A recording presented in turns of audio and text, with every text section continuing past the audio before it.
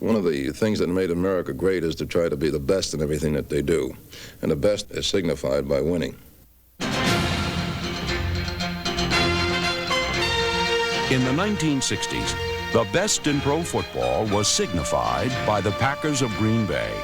They were built and molded by Vince Lombardi. He put teamwork in their hearts and victory in their hands.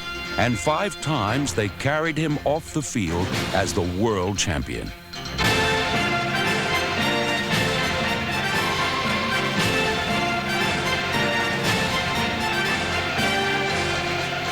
Winners, he said, are people who scorn delights, live laborious days, and keep the ball on the ground.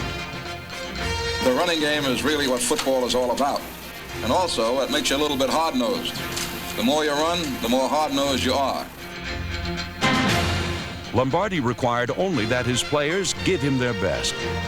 But only he was allowed to judge what their best was.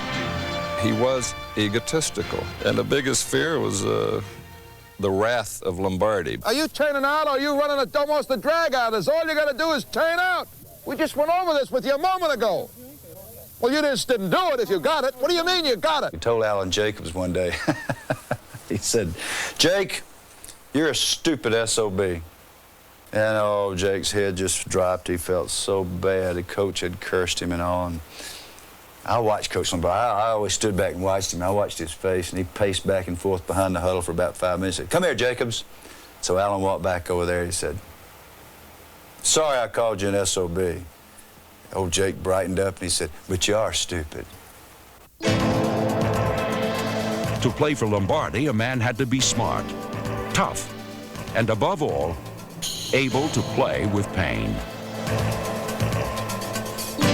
Those who delivered these qualities earned his respect. Those who did not felt his wrath. One of the boys, Lionel Aldrich, I believe, broke a small bone in the leg. And he was out hobbling after about 10 days, trying to run, trying to play on the injury. And Coach Lombardi came by and said, "Aldrich, the bone you broke isn't a weight-bearing bone. Now run on it." But he could look at every ball player on that club, and he knew exactly who he could push. He knew who he had to pat on the back. He knew who he had to pull. He knew exactly how to play each and every ball player. That's the way. Oh, beautiful, beautiful. Hey, he's getting the feel, that boy.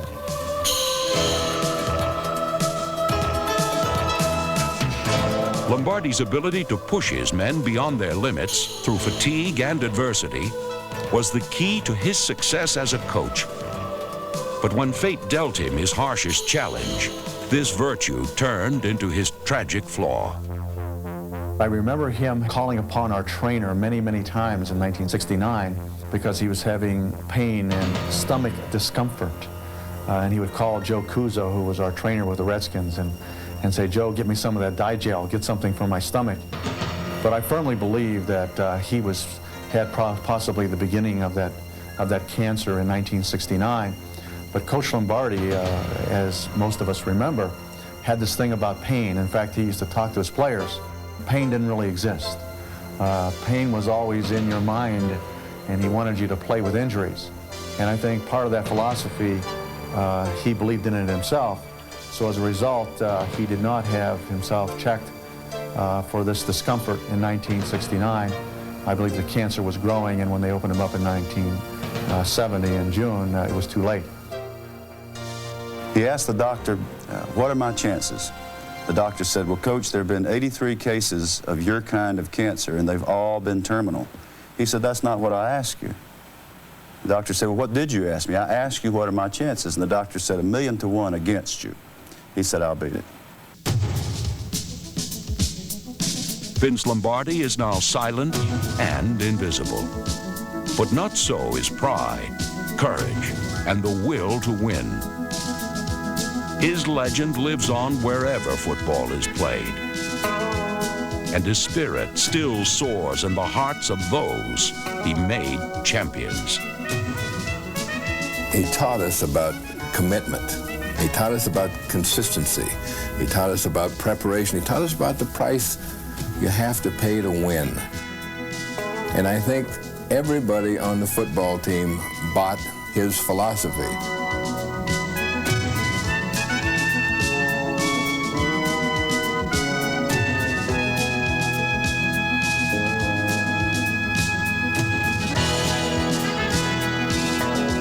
We're all imperfect, we all make mistakes, but we should all strive to be the very best we can be, whatever we choose to be. And that's what Vince Lombardi demanded, and that's why the American public will always see him as a great legend.